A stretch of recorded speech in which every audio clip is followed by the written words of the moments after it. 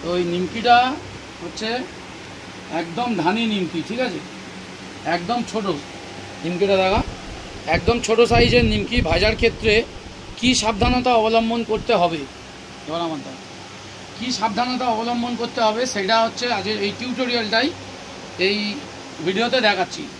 তোমরা যারা নিমকি ব্যবসা করতে ইচ্ছুক তোমরা বাড়িতে বসেই কিন্তু আমার চ্যানেল ফলো করে তোমরা সম্পূর্ণ এই ব্যবসাটা কিন্তু করতে পারো। ভিডিওর মাধ্যমে টোটাল গাইডটা কিন্তু আমি করে দিচ্ছি তোমাদের।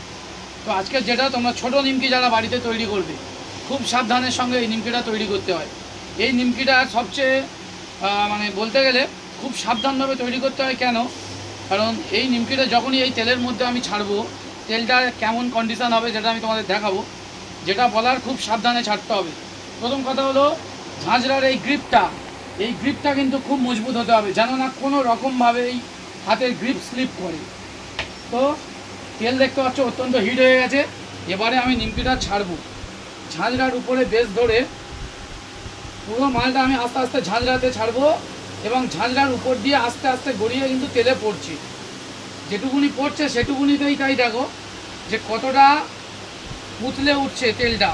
আমি যদি এক্ষুনি এই মুহূর্তে পুরোটা ডুবিয়ে দিই ঝাঁঝরাটা, তাহলে কিন্তু এক্ষুনি বিশাল অ্যাক্সিডেন্ট ঘটে যাবে, মানে অগ্নিকাণ্ড ঘটার সম্ভাবনা রয়েছে। সেই জন্য বারবার বলবো তোমরা যারা এই কাজ করবে, ছোট নিমকি ভাজবে, সব সময়ের জন্যে ঝাঁঝরার উপরে নিমকিটা থাকবে এবং আস্তে আস্তে এইরকম নাড়া দিতে দিতে দিতে তেলের মধ্যে নিমকিটা কিন্তু ছাড়তে হবে। তেলের আওয়াজটা কেমন হচ্ছে বুঝতে পারছো, তেল খুবই কিন্তু গরম, মানে এক কথায় প্রচণ্ড রেগে রয়েছে। সম্পূর্ণ নিমকিটা যদি আমি এর মধ্যে ঢেলে দিই তাহলে আমাদের কিন্তু এখান থেকে সব ছুটে পালাতে হবে। তো আশা করছি বোঝাতে পারলাম সব বন্ধুদের যে নিমকি কীভাবে তেলের মধ্যে ছাড়তে হয়। ধানি নিমকির ক্ষেত্রে, বড় নিমকিতে অতটা রিস্ক হয় না, ধানি নিমকির ক্ষেত্রে মারাত্মক রিস্ক থাকে, তেল উতলে যাওয়ার রিস্কটা থেকেই যায়। তো সুতরাং যারা তোমরা নিমকি ব্যবসা করবে তো তাদের জন্য এই টিপসটা আশা করি অনেক কাজে লাগবে।